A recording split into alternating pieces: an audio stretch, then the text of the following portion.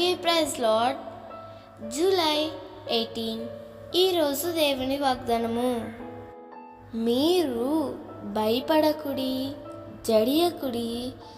ఈ యుద్ధము మీరు కాదు, దేవుడే జరిగించును.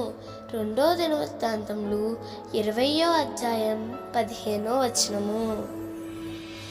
దేవుడు మన పక్షముగా నిలవాలంటే మన మనసు దేవుని మీద నిలపాలి. ఆనాడు యెహోషువపాతు మీదకు గొప్ప సైన్యం వచ్చింది. ఆ సైన్యాన్ని చూసిన యెహోషువపాతు భయపడి తన మనసు దేవుని వైపు నిలిపాడు. ఈరోజు నీవు ఉంటున్న పరిస్థితులలో ఎంతో వేదనకరమైనవి కదూ, ఏం చేయాలో అర్థం కాని పరిస్థితులు కదూ.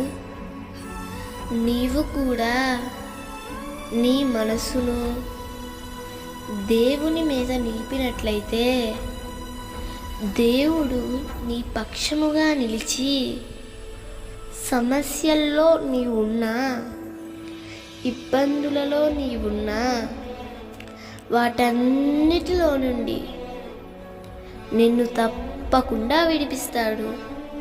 యెహోషువపాతును కాపాడిన దేవుడు, యెహోషువపాతును సంరక్షించిన దేవుడు నిన్ను కూడా నీ సమస్యలన్నిటిలో నుండి విడిపిస్తాడు.